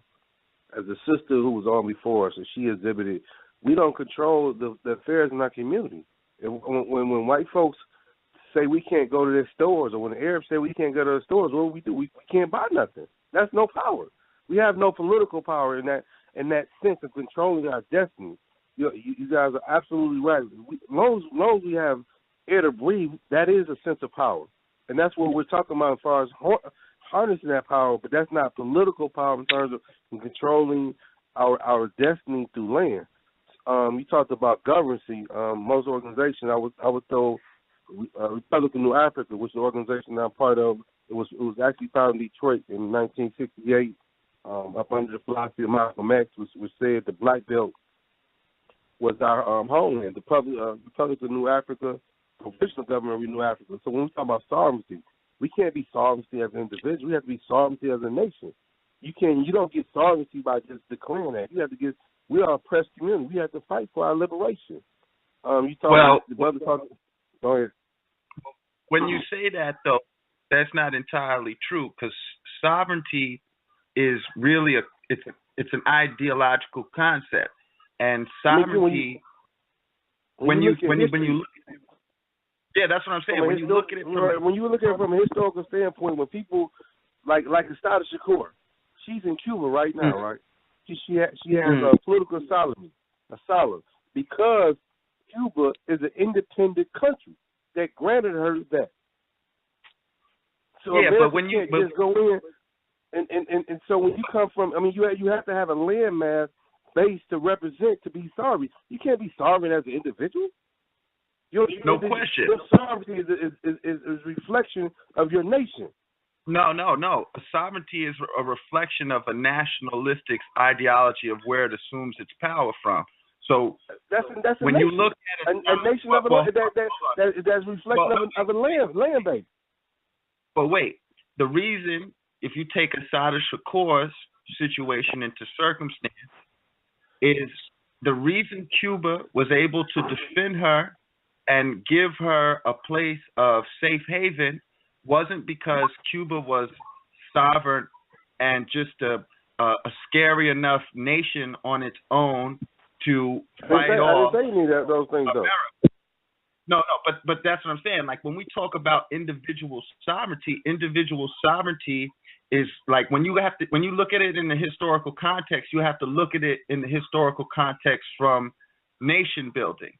So America, with all its shit and all the bad history it has, was created off the concept of sovereignty and liberation. Not liberation for us as black people, but liberation from an economic form of slavery, the exploitation of labor, because that's what was going on. That's what the vagabonds, the European indentured servants, And the same thing, or going even further back to Kemet or to ancient Egypt, when you had the Pharisees and you had the class system, the original class system, because when we look at the whole thing, everything is a recreation of the original design, which came from the original creators, the architects of life, which were the we want to call them the people that, what do you want to call them, the Nubians or the Kemetans or the Egypt, whatever you want to call them.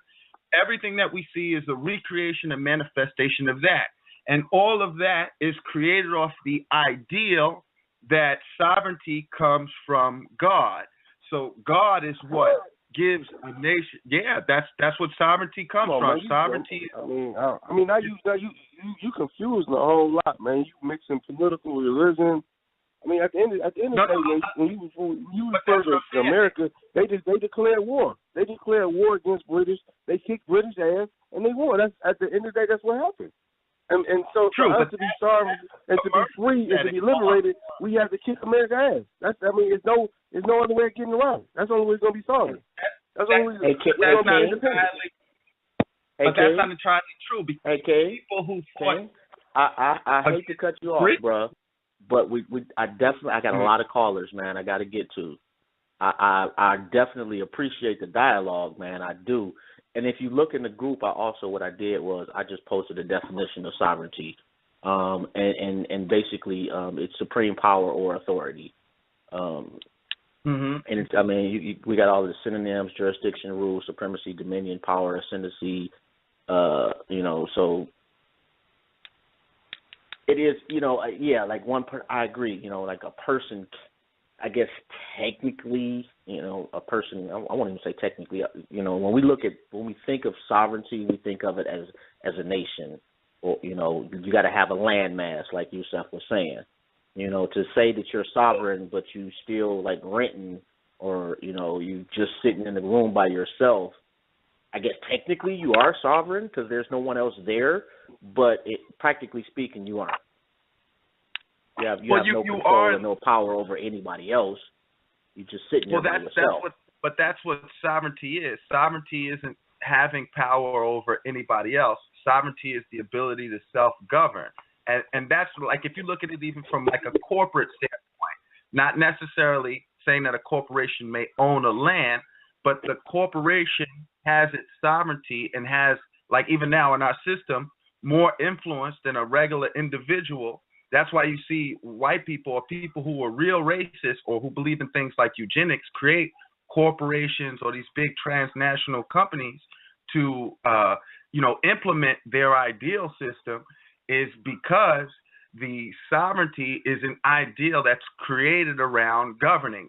It's an ideal that's used to determine how things will be governed, whether that's trading, whether that's land ownership and how the land will be used, whether that's the conduct and interactions between people and groups. That's what designed the Uniform Commercial Code or the U.S. Constitution or the ancient laws of Kemet. It all comes down to the individual thought process and agreement. Like loyalty between gang members comes from the fact that we agree to a standard of rules. And so, we agree to this standard of rule and what identifies us as this gang, as opposed to this other gang that believes in this code of conduct and these set of rules. And that's what I was really trying to get. And I hate to cut you off, man, but I think kind of listening to what you just said, it kind of basically sounded like you were agreeing with Yusef and don't realize it. But, and I could be wrong, I'm no genius, but I do need to get to another caller, bro. We only got like a half an hour left. All right. And I hate to cut you off, man, but I want to be fair to everybody that called in, man. I definitely appreciate what your input, though, man, and your wisdom, and we definitely appreciate you calling up. Well, if y'all can, please check out Urban Rebuilding Initiative. We definitely on the same wave, and we're a little younger, but we got some good stuff going on in New York, man. We're trying to build out and connect with other people. All right, do me a favor, man. All right, what part of New York is we? We're in Dutchess County and Poughkeepsie and in the Bronx. So we like running all over the state. We do some work, and we get like people in Jersey, as well, and like in PA too. But like most of our stuff, we have a urban garden in New York City in the Bronx where we give out free food to the community and supply food pantries and soup kitchens. And then we just got this little farming space up in Dutchess County, up in Poughkeepsie, where we're doing the same thing. We just expanding our ability to grow. And like I said, we also do in the Bronx it's called Community Research and Study Group. And basically, we do study groups around different books like Michelle Alexander's The New Jim Crow. We got a whole bunch of books and stuff. We do civics training and all that. And then we go out and we grow our own food and we give it out to the people. We also trying to start taking our food out and selling the markets and stuff. So, we trying to do something. Have you seen the event that I created for the show? Now I'm fresh to this. I'm mad new. Somebody I know online sent me a link and was like, "You should take a look into this and listen to them because the people on this be talking about some good stuff, about like the stuff we talking about." So I'm brand new. It's like first time I ever listened to the show, and I came late. I came like a half hour late into it, so I didn't even know about this. Well, salute to whoever put you up on the show, man, and thank you to them for the kind words. Look me up on Facebook, man, Joseph Boyd, and send me a request. Matter of fact, look up My Skin Is My Sin. That'll be easier because it's a million Joseph Boyds. And My Skin Is My Sin. And we'll hook up, man, and we can definitely try to post your links out there and give you some shout outs when we on the show too. Because we definitely we love to hear it. We love to hear that. But I gotta get to the next caller, bro. Word. All right. No, definitely. Thank y'all, man. And Yusef, man, I hope to connect with you. And I seen some of the stuff y'all was doing. We know some people in Detroit, man. I know they're doing a lot of the urban food works out there. I'd love to connect with y'all. At least a debate or share information would be good. I'm gonna share my number, man, and hope you still be on. Get in, holler at me, big bro.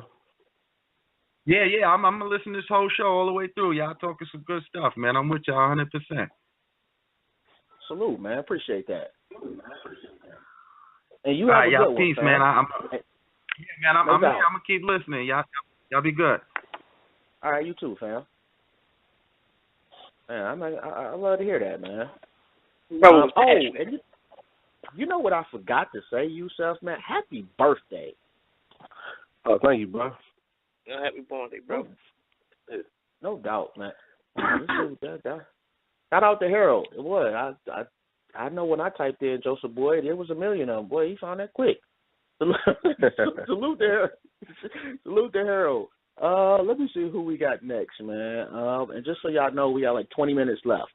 So if you do want to ask a question or you got a comment, press 1. Y'all know how it is. So we're going to get to 7624 right quick. What's good, fam? What's good, fam? I'm not too long tuned into the show. I caught the ending part of one of the conversations, and it was, one of them came up with, how can we go national? And this is Jahid out of Cincinnati, formerly Detroit. Done a lot of work in Detroit. I was around Detroit when Kwame used to run the New Black Republican New Africa over there on Dexter. Yeah, some disappointing experience. I would usually get a stack of flyers from national headquarters.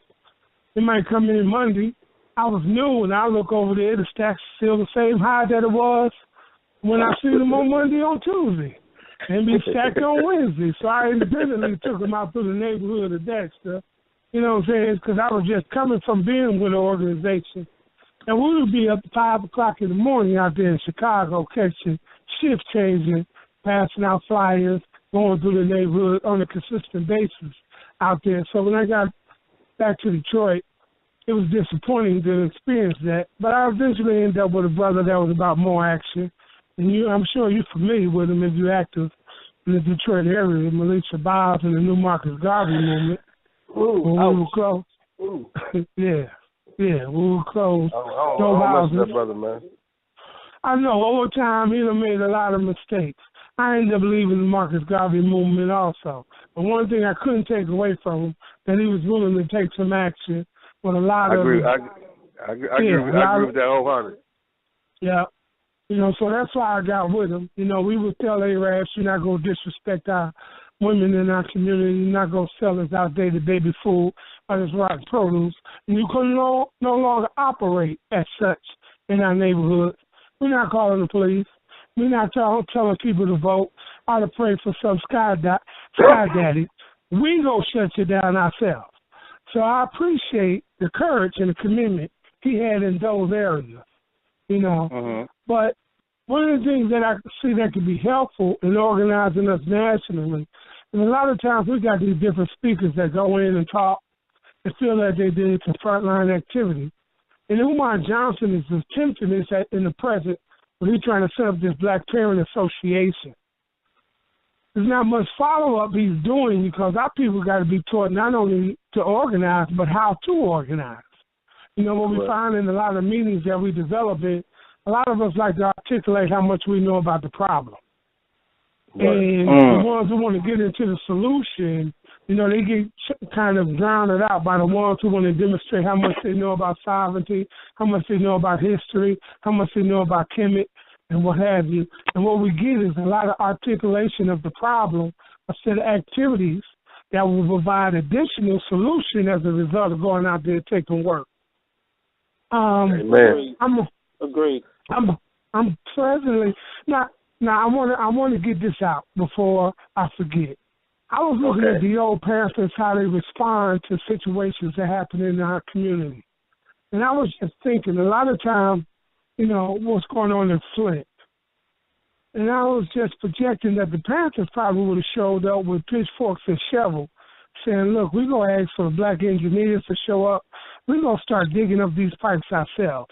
We want to strip them out of the ground, out of the dirt, and we want to implement new pipes. We don't want to stay and reacting to the problem and putting Band-Aids on gunshot wounds. And that could be a good call that we could put out to us nationally. You know, that, hey, how about we go out there and start? Let's compel them to fix this problem instead of being misdirected and directing our activities on if Snyder need to be in office or not. It don't make no difference who in office. That we demonstrate self-determination at a greater level. I repeat the levels that we just displayed, like the breakfast program and the sickle cell programs. The Panthers didn't go into voting at it. They used a minimum amount of resource, willingness, and ideals, and made it a reality. You know. So, salute for that, man. And I'm attentive, huh? I was saying, salute for that, man. Right. I was just thinking about some of the things that, excuse me? I was asking, did you have a question for Yusef? For Yusef. Might be familiar with Yusef if you're coming out of the Detroit area, because I was very much frontline revolutionary in the Detroit area. But brother, I'm seeing some good things about going on in Detroit. Is it having an impact? Is it like organizing neighborhoods? You know, one of the things that I promoted when I was there was a door-to-door campaign. Detroit is stronger than block clubs, but the block clubs don't got many activities. So some level of organizing going on to that level. If I heard you right, you are out of Detroit? Yes. Okay. Is some of the groups now taking it to the community as far as, you know, including the community in the residents versus the organization being responsible for all activities? Because I recognize that's some of the mistakes that the Panthers made. Like when the warehouses got bombed up with the cereals and whatnot, that the community felt that it was the Panthers' responsibility instead of recognizing it was their responsibility. Those were their assets that was being torn down by the police. So is it some neighborhood organizing going on in Detroit presently, or just organization building up? I mean, it's a combination of all those things. I mean, particularly the work that we're doing, we've been doing our last couple of months, is the Neighborhood Warming Project, where we're intentionally going into what we call identifying neighborhood deserts, and where we're passing out hats, gloves, food, but also we're utilizing through our organization going back into other people's communities. So folks have seen the work that what I've done in my community, and we're using it as a model to go back within their community. And many of these communities you identify have been left for dead, that have not been taught, that have not been engaged. And as you acknowledge, and I agree wholeheartedly, most organizers don't know how to organize. And so how to organize, like you said, is not opposing our ideas on the people or act organically coming out of the people. So through these programs that we initiate is some form of economic relief, but more importantly, bridging the gap between hope and desperation. And I think that's where it was missing throughout the nation. I love your idea about doing going in there and just start digging up in Flint, man. I mean, that's why I haven't jumped on the whole Flint situation, because as you acknowledging, we're avalanche chasing, and right. Some of it, we gonna respond to crisis, but we can't. That cannot be the way we organize.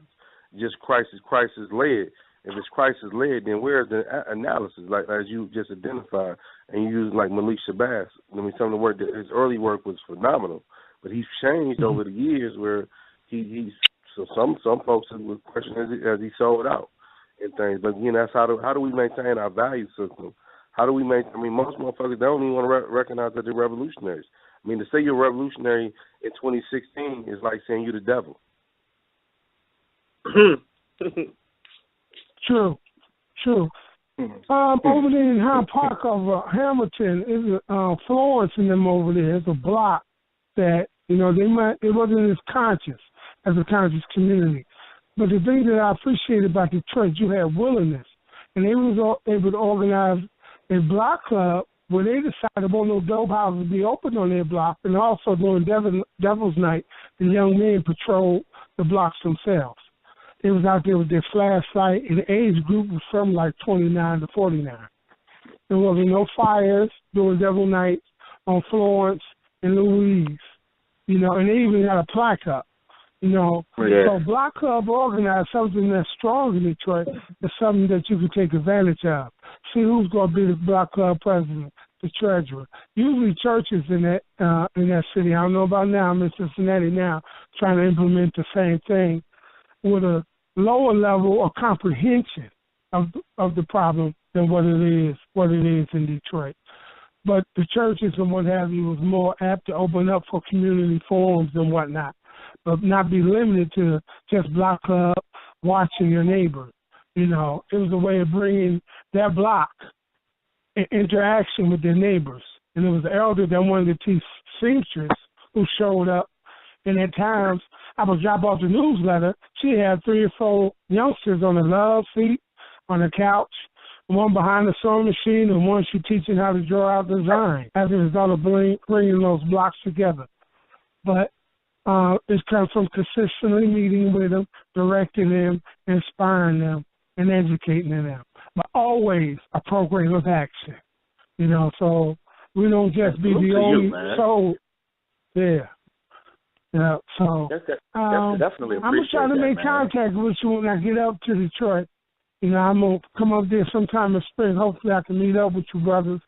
And implement some of the input, because I would have to break away from the New Marcus Garvey movement to implement some ideas that I had that he didn't want to include. And at the time, that was the only organization that was responding to the cry of our people. From landlords abusing our people, the whole 9 yards. Yeah. Sam, I hate to cut you off, man. Apparently, I'm cut off King. We only got like 15 minutes to go, man. But if I remember correctly, Yusef said that he was going to put out a number for everybody to contact him. If I'm wrong, please correct me, Yusef. No, I definitely said that. Oh, okay. Okay, so, I'm going to hang around for contact them. Yeah, you'll definitely be able to do that, man. And anybody else out there that's interested, that wants to help in any way, shape, fashion, or form, please write the number down and contact Yusef. And if for some reason you missed that number, inbox me. I'll get the number for you. All right, fam. Salute to you, man. And stay safe in Cincinnati, man. No doubt, brother. No doubt, man. Have a good one. Peace. Yep. All right, King. We realistically got like 14 minutes left. Is there anything that you wanted to say specifically? I want to make sure you are able to get whatever you want to say out. I mean, by no stretch of the imagination, my story of overcoming the things that I've been through is a rags to riches story. It's a rags to liberation. It's not about an individual. It's about people. It's about a family. It's about a community. And it's imperative that I say those things because when I came home out of prison 15 years ago, I came home to make a difference. And when I began to write, when I finally wrote my book and began to do all those things, I became popular. But my goal was never to be popular. My goal was to make a difference. As a result of making a difference, I became popular. And so we're living in this time of what's hip and what's pop and whatnot. And we having so many people trying to be pop versus being revolutionaries. Because being a revolutionary is no longer the hip thing. And so we're actually marginalized in the minority in this work, man. And find genuine, real people is hard. So the act that I did for the last two weeks was part of saving my own soul, saving my own sanity, because this work is very loneliness. It's very hard, payless job. I've been sold out more times in this line of work than I've ever been in the streets. I've been lied to. I've met more gangsters and more thugs, but because of my love for my community, love for my people, has kept me through. And it's imperative that we have to leave rooms to disagree. That we're not always going to agree, but through our disagreement, we can find harmony. Like we can disagree around ideology, religion, all that type of shit. But when we disagree around principles and values, that's when we fail. And it's imperative that we understand it's important that we no longer come to the table trying to find like-minded motherfuckers. We need to come to the table with like values. Because once we disagree, like, I ain't fuck with y'all no more. I don't like you. The work is bigger than any individual. We have to stop, following these motherfuckers with these self-titles and shit. They looking good, talking good. But what work have you done? What basis of what lives have you changed? What have you built? You sound good. Where we come up, like you said, man, talking is good, but doing is better. What have you produced? And we need more producers versus than talkers. I agree. And it sounds to me like you see it all the time, especially on Facebook or social media in general, where people have a million reasons to exclude this person or that person or this. They got so many rules and regulations to their ideology of unity that it's basically them talking to themselves at some point. And it doesn't sound like you own that. No, go back to what you said. You said one of the first person you heard about me was from a guy you wouldn't even think would talk about me. Then right. You said your best friend, we met briefly and somehow whatever, I was fortunate enough to leave an impression on him. That's who I am. I'm just an average, regular motherfucker who wants to make a difference. And I'm committed to that to the bloody end. And I serve it in a way that I wish someone had done it when I was a little boy. Am I perfect? Hell no, I ain't perfect. But I'm committed to getting better every day. Man, I wholeheartedly, I say the same shit all the time, man. I'm just a regular cat who gives a shit. So I wholeheartedly agree with that, man. And for the record, man, if you doing anything, you got a new fundraiser, you got a new organization, whatever, man. The show is yours to use when you need it, man. Just hit me up and let me know. I appreciate it. Thank you, man. Oh, no doubt, man. Well, we growing a little bit by little bit, but man, this was our lane.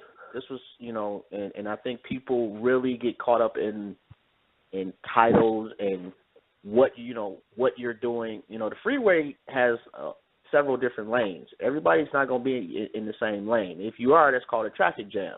Right. Everybody has something to offer. And this is our deal, man. We truly enjoy it, man. Like you wouldn't even believe. You know, we talk about shit like off air. You know, so it's not like you know, this is just something we do a couple of times. You know, we give a shit, man.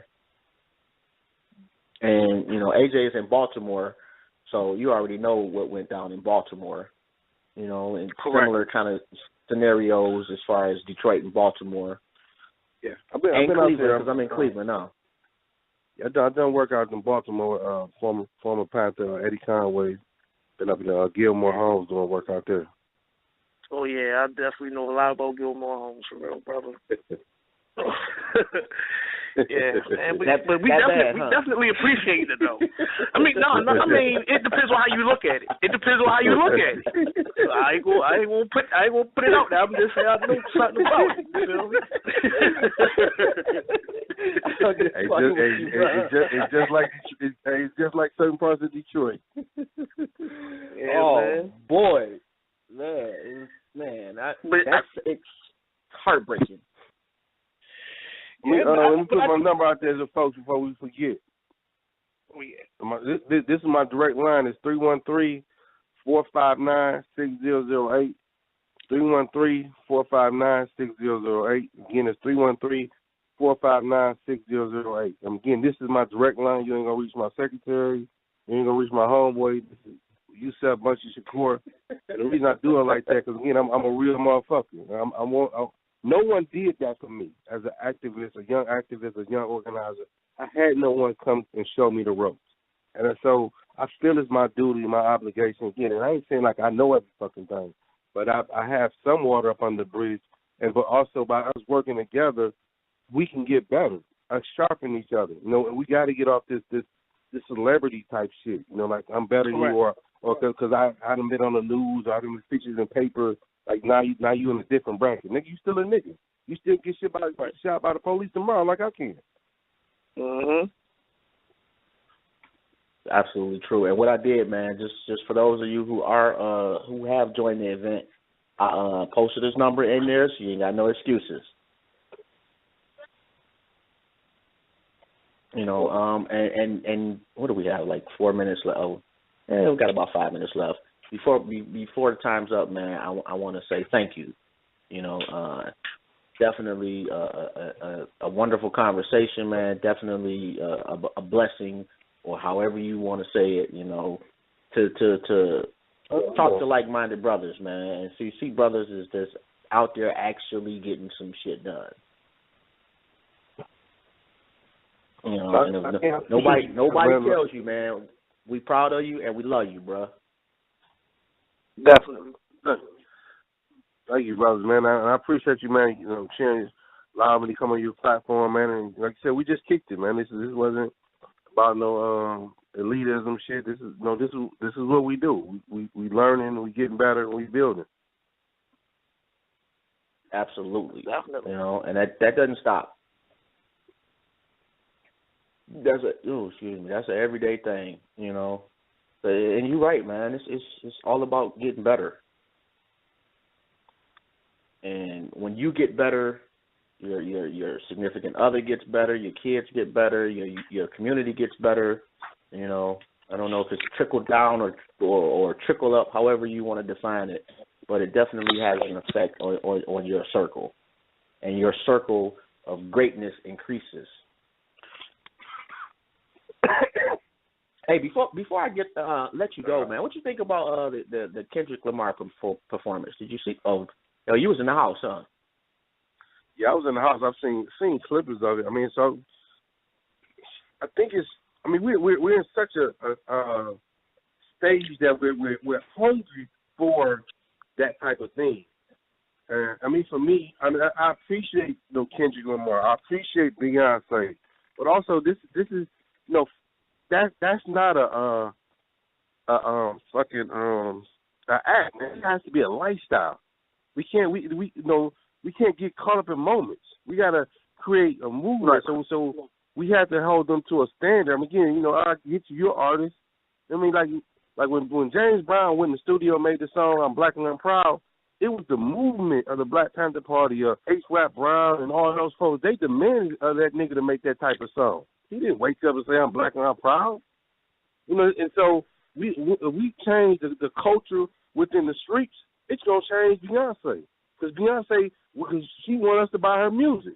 You know, when you go back and Nina Simone changed the type of music she did, because she was watching what was happening to her people, and she felt compelled to make music that spoke in relation to her people. So she wanted to use her platform. It wasn't she did it one time here and two times there. You know, if Beyonce, she's going to do that, then do that on a regular basis. Kendrick, do that on a regular basis.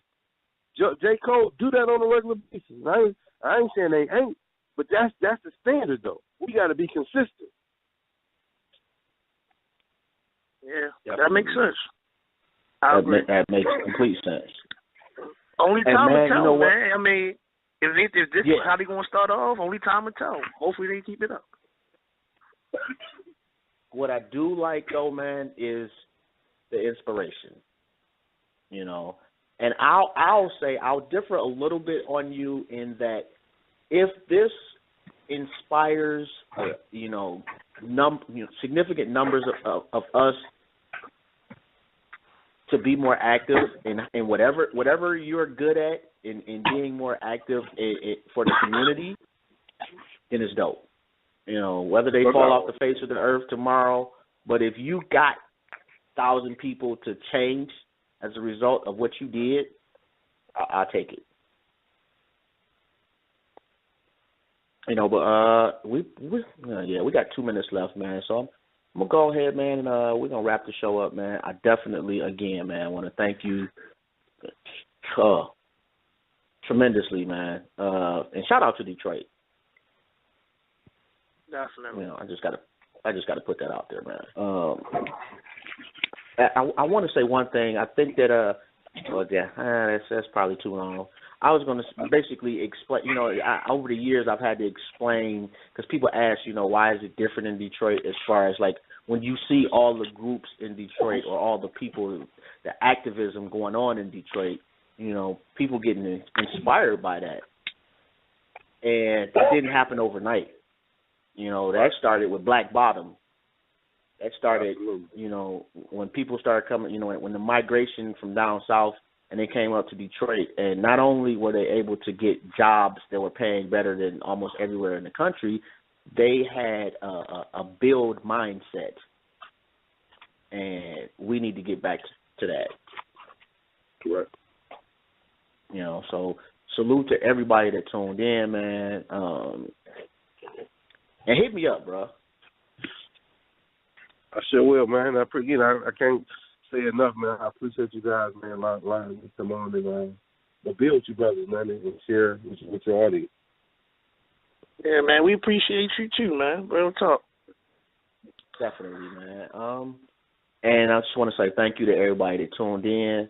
Y'all know how it is, man. From goons to guys, we welcome everybody, and we only have one rule, and that's be respectful. And if you see a post about the show, man, share the post. And that's the only way we're going to grow. And we definitely have been growing, man. So it's been humbling. It'll be a year in April. So with that being said, don't forget to check out the groups, All Black Everything and My Skin Is My Sin. And definitely don't forget to check out the website, myskinismysin.com. And please, please, please, if you don't do nothing else today, tomorrow, or this week, donate to Yusef. He on CrowdRise. It's a fundraiser, and you just type in his name, Yusef Shakur. I made it really easy for you. I posted the link in the event, so you ain't got no excuses. We love y'all. Y'all have a good one. And again, thank you. I'm gonna text you, man, so you can have my number too. Okay. Yeah. All right, no doubt, man. Peace. Salute, man. Peace. Enjoy your birthday, man, and enjoy your night home. Thank you. No doubt, man. Peace out. Peace. I'll be blessed, sir. Peace. No doubt.